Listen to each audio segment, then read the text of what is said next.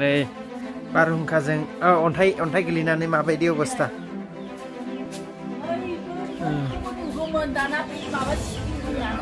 सिलिं दं ना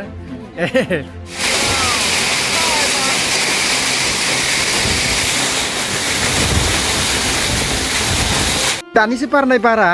मा खालामलांखो नोंसोर न'आव दानिसो बारनाय बारा न'खौनो बुखारलांजोब्बाय मोनसेबो माबा दोनासै जि जोम सिजोब्बाय आरो जि जोम सिजोब्बाय ना ओमफ्राय हाजेन टेनसे बारग'नानै गथ' सानैखौ लानानै ओमफ्राय आइमोनाव थांनानै गबाय आरो जेनेबा ओमफ्राय नैबेयावनो दंमोन नोंसोरो बारनाय समाव बेयावनो दङमोन ओमफ्राय बारहां जानायाव आङो थांबाय आरो आंनि फिसा सानैखौ लानानै ओमफ्राय बोरैबा गबाय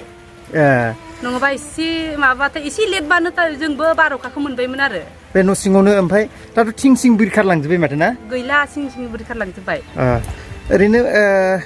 न'आव साबैसे मानसि दंमोन न'आव साबैसे माने जों रानि फिसा उन्दैजों आंजों ओमफ्राय उनाव रानि गिदिरखौ स्कुलनिफ्राय लायखांनानैनो बे बार अखाया फैबाय आरो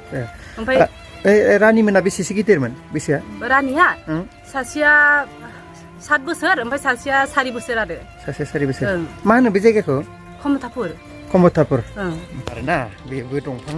गोबां बायबाय नायदो दंफांफ्रा बेयाव लाइन दंफां बिराद दंमोन दा बायथेजोब्बाय नाय बाप्रे बेबायदि अबस्था नाय नैबे थारा नै दों नै 2 पइन्ट बे बायदों माने जदों दिरुङा नायदो बिराद बारियाव गय बायबाय दंफां बायबाय बेबायदिनो गोबां खहा जाबाय दान्दिसे बार फैनानै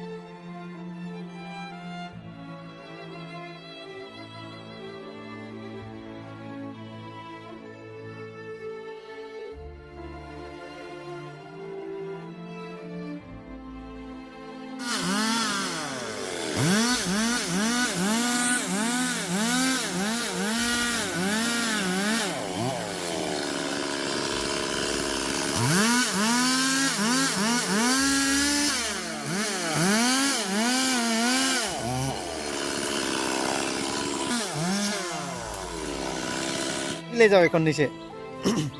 हागोन खमथापुर लामायाव औ र' आं बारहोनि गारि